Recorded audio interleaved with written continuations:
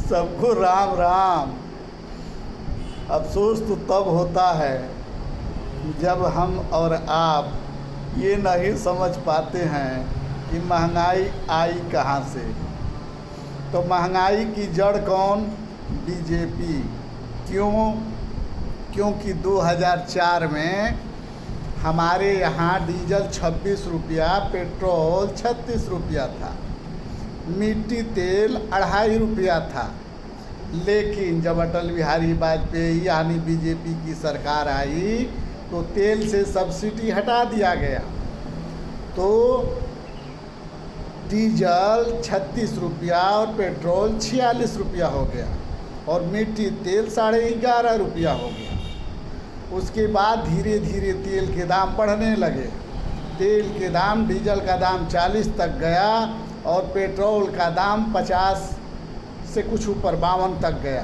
तब तक अटल बिहारी वाजपेयी की सरकार चली गई।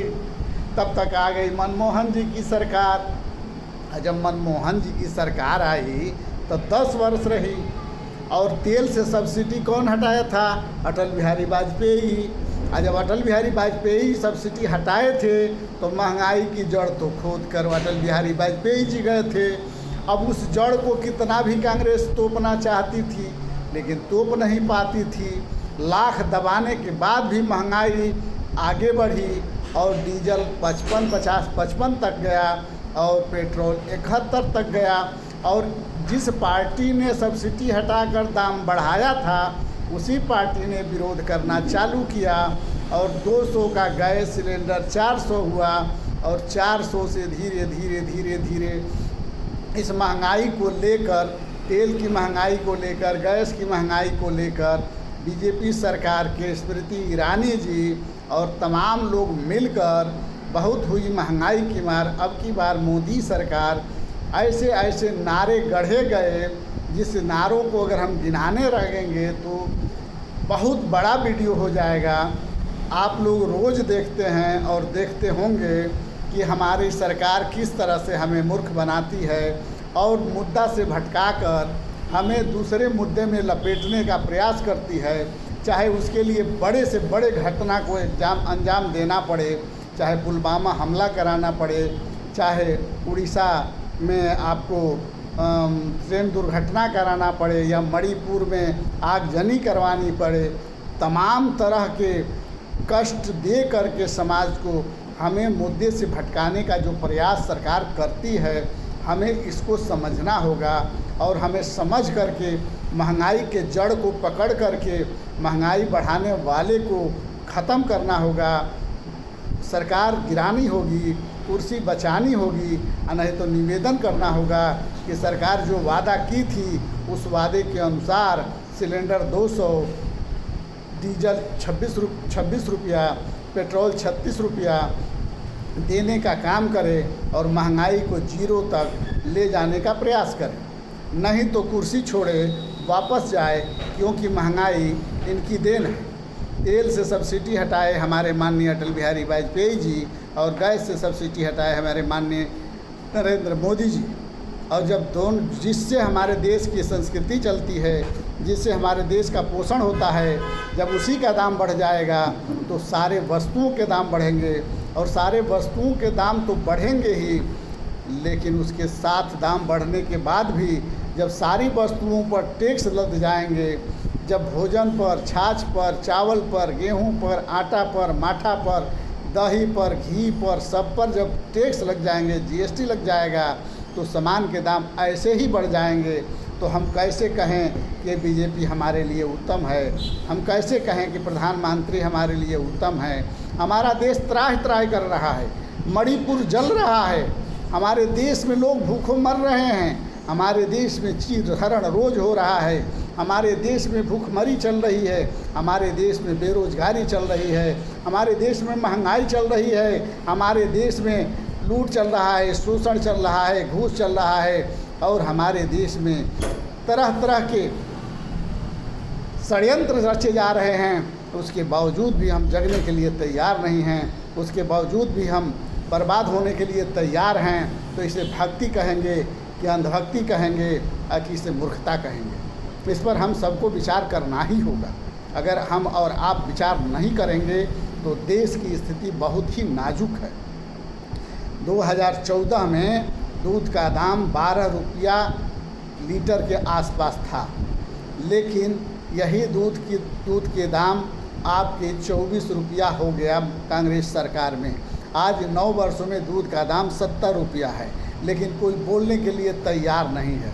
हम ये पूछना चाहते हैं कि सरकार जब चारों तरफ से, अगर कोई कहता है कि ये किसान विरोधी बोल रहे हैं या किसानों को पैसा कमाने देना नहीं चाहते हैं, तो नहीं। जब हम गाय को देने वाले भोजन का दाम सरकार बढ़ा देगी, जब खाद का दाम बढ़ा देगी, जब सारे वस्तुओं पर टैक्स लगा देगी, जब तेल का दाम बढ़ा देगी, और जब इसका दाम बढ़ेगा तो दूध का दाम तो अपने आप बढ़ जाएगा। तो इसमें सरकार का दोष है, न कि समाज का दोष है। इसलिए हम सभी भाइयों से निवेदन करना चाहते हैं कि अगर मणिपुर जल रहा है, महंगाई के ऊपर कोई सवाल नहीं पूछ रहा है, बेरोजगारी के ऊपर कोई सवाल नहीं पूछ रहा है, बलात्कार भ्रष्टाचार के ऊपर कोई सवाल नहीं पूछ रहा है, अगर पूछ रहा तो उसके साथ कड़ी से कड़ी कार्रवाई की जा रही है, और प्रधानमंत्री जी सवाल का जवाब देने के बजाय विदेश में दौरा करके अपने लोगों को इकट्ठा करके कहीं जयकारा करवा रहे हैं, कहीं से अपमानित हो रहे हैं, किसी देश में 5 प्रदेशों को लोगों को जाने से वंचित करा दे रहे हैं, रोक लगवा दे रहे हैं, और हमारी मीडिया उनको बाही विश्व गुरु और सबसे अच्छे प्रधानमंत्री साबित करने में लगी हुई है। तो हम मीडिया से पूछना चाहते हैं कि सवाल महंगाई पर क्यों नहीं पूछते हैं, सवाल बेरोजगारी पर क्यों नहीं पूछते हैं, सवाल संस्था बिक रही है उस पर क्यों नहीं पूछते हैं, सवाल बलात्कार पर क्यों नहीं पूछते हैं, जब वहाँ से खदेड़े जाते हैं तो उस पर क्यों नहीं पूछते हैं, जब विदेश में इनका अपमान होता है उसको क्यों नहीं दिखाते हैं, जब विदेशों में 5 प्रदेश के लोगों को आने से रोक दिया जाता है उसको क्यों नहीं दिखाते हैं, सिर्फ पॉजिटिव क्यों दिखाते हैं, उनके साथ जो निगेटिव होता है उसको क्यों नहीं दिखाते हैं। इस पर बात तो बनती है, पूछना चाहिए सब, लेकिन न हम आप पूछते हैं, न हम पूछते हैं, न कोई पूछता है। लेकिन हम इतना ज़रूर जानते हैं कि हमारा देश आज संकट में है, हमारा समाज आज संकट में है, हम और आप संकट में हैं। क्यों? क्योंकि शिक्षा, चिकित्सा, न्याय सब महंगा हो गया है। जो MBBS की पढ़ाई 2014 से पहले 25-30 लाख में हो जाती थी, वो MBBS की पढ़ाई आज करोड़ों रुपया में हो रही है। जो BHMS की पढ़ाई, BAMS की पढ़ाई और BUMS की पढ़ाई 2014 से पहले 50,000 से लेकर 3 लाख के बीच में जैसे जो लूट सकता था उसके अनुसार हो जाती थी, वो पढ़ाई आज 15 लाख से लेकर 25 लाख हो गई है। और B pharma, D pharma, GNM, NM जो 25-30 हज़ार में हो जाता था आज 3 लाख से ऊपर चला गया है।